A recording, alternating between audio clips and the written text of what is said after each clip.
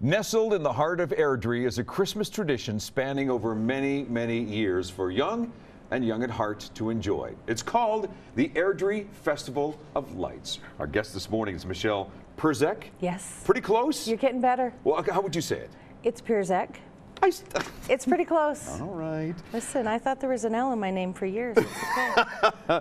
She is the Afol Society Coordinator. You've been involved with the Airdrie Festival of Lights for about 11 years. Correct. But a coordinator for 4. Correct. So what was your first introduction to the Airdrie Festival of Lights? So my family, we moved to, well, my first introduction to Airdrie Festival of Lights is I used to bring bus groups out from Calgary to go visit. And then when we made the decision to move out to Airdrie, I was looking forward to some time off from some of my volunteer stuff. Right. My daughter was in Pathfinders and they were one of the fundraising groups. And so we were there every Friday night in December helping out so that the group could earn some money. Yep. And then from there it just kind of snowballed, literally. Good for you. Yeah, so we volunteered for about a year, 2 years, and then we joined the board, and then yeah, it's literally snowballed. So someone who's unfamiliar with the Airdrie Festival of Lights, of course Airdrie is just north of Calgary, but about 20-minute drive, 15-minute drive. 50 minutes, you bet. Explain the Airdrie Festival of Lights. So Airdrie Festival of Lights, we're independent, we are non-profit, we're a society, we are run by volunteers, we're donation and sponsorship based. We work within the community to give back. So part of it is that, like I mentioned, the fundraising groups. So we take our local youth groups and organizations, we offer them an opportunity to volunteer in exchange for a monetary amount of money. It's not big dollars, but it's usually enough to cover an activity that they're working towards. It's a win-win, it's a give-take kind of a thing. So especially with our youth, our focus is our youth groups. And so it's giving that an opportunity for them to buy in to the community and get something back in return. And that's what it does too. Like our family as well too is involved with the Airdrie Festival of Lights. We've donated some time as well too. My kids love it. And they love it for so many reasons, because they feel like they are part of the community. You can go to your website right now. By the way, it's airdriefestivaloflights.com as we scroll through some of the pictures, and you can see all of these wonderful, wonderful things that are here, and of course the people who sponsor them as well. But as my kids are in there and they're enjoying meeting all of these Airdrieites, if you will, and people even from other parts of Calgary as well too, who've come to visit, or from Cochrane and all over the place. They find that they can have conversations with people, that they can show off their community, and in return, as you said, they benefit from it as well too. So after the 31 days, they receive a little monetary thank you. You bet. And it means so much. I can say this on a personal level. It means so much to me as a parent that I can bring my kids out there to help volunteer with you as well too. And you're always looking for volunteers. Always looking for volunteers. This year's been less than usual for us. Why do you think that is? You know, I can't say. When we moved there 11 years ago, we were a city of 25,000. We're pushing 60.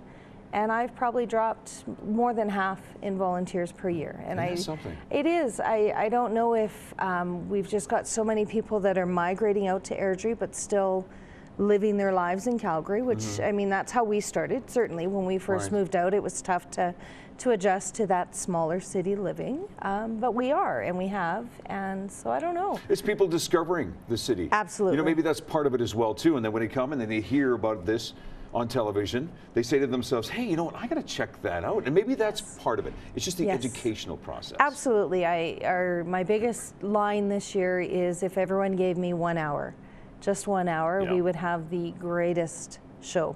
Well, I should say too, the volunteers there are amazing, and the people stoking the fires, and they're making sure that the walkways are all taken care of as well too, and the lights, of course, they have to go up, and you even have a patrol of people who walk around to actually replace the burnt-out light bulbs. Correct. That's a never-ending task. It's a well-oiled machine, Michelle. Congratulations. Thank you. It's so well done. Thank you. We appreciate hearing that. There's also a skating area. Maybe just dig deeper into what you can do when you show up.